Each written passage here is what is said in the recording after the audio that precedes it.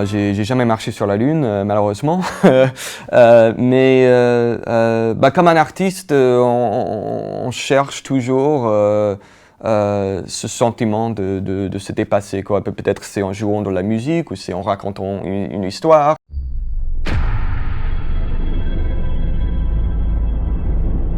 Ce qui me fascinait vraiment, c'était ce qui se cache derrière la mythologie de ces événements. Je voulais vraiment explorer et raconter tout ce qui était dangereux et coûteux et tous les sacrifices derrière le mythe.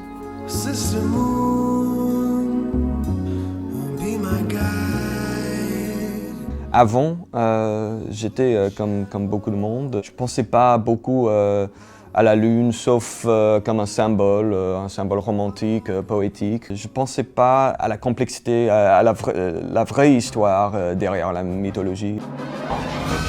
Compte à rebours final. 10. Oh, Milou! Couche-toi! Allez, dépêche-toi! Quand j'étais petit, je lisais tous les Tintins. Objectif Lune, c'est beau. J'ai toujours adoré la fusée avec le rouge et le blanc, c'est très beau. We choose to go to the moon in this decade and do the other things. Not because they are easy, but 12, because they are hard. 11, 10, We set sail on 9, this new ignition sequence start, 6.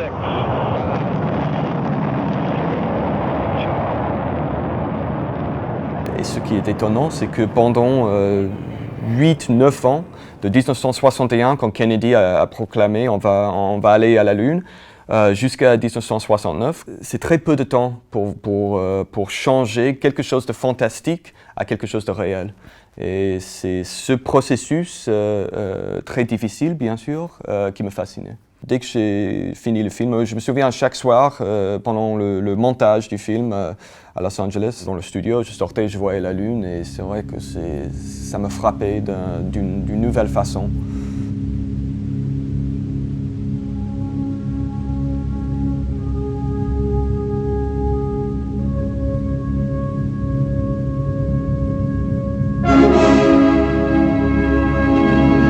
Il y a 2001 de Kubrick, mais en fait pour ce film, ce qui était même plus important que des films sur l'espace, c'était des documentaires, c'était le cinéma vérité de l'époque. Les archives et les documentaires sur NASA, comme For All Mankind et des films comme ça, mais aussi juste le cinéma vérité comme un genre dans les années 60, les films de Jean Rouch et Edgar Morin, et les Maisels et Frederick Wiseman, et tout ce côté réaliste, ce côté du quotidien, du banal. Même si c'est un film qui parle de la conquête de l'espace, c'est quelque chose d'épique. Je voulais que ce soit un film très intime. Somebody got a Swiss Army knife? A Swiss Army knife? Are you kidding me?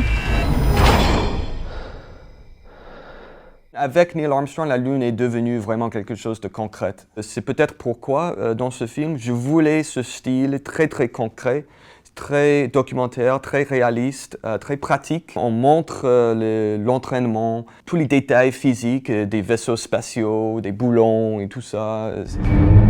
Damn, that is a big mother. It'll go up like a half-kiloton A-bomb if it blows. Déjà, la Lune, il y a quelque chose de morbide de la Lune. Hein. C'est une planète morte. Je pensais beaucoup, quand je travaillais sur le film, au mythe d'Orphée. Cette idée de quelqu'un qui perd quelqu'un qu'il aime, qu'il adore, qui perd un amour. Pour Orphée, c'est Eurydice. Pour Neil, c'est sa fille, Karen, tout au début du film. Et c'est cette tragédie qui inspire Orphée ou Neil à traverser les barrières qui séparent l'humanité de le pays des morts ou la Lune. Il y a quelques séquences à la fin du film, après que Neil revient de la Lune.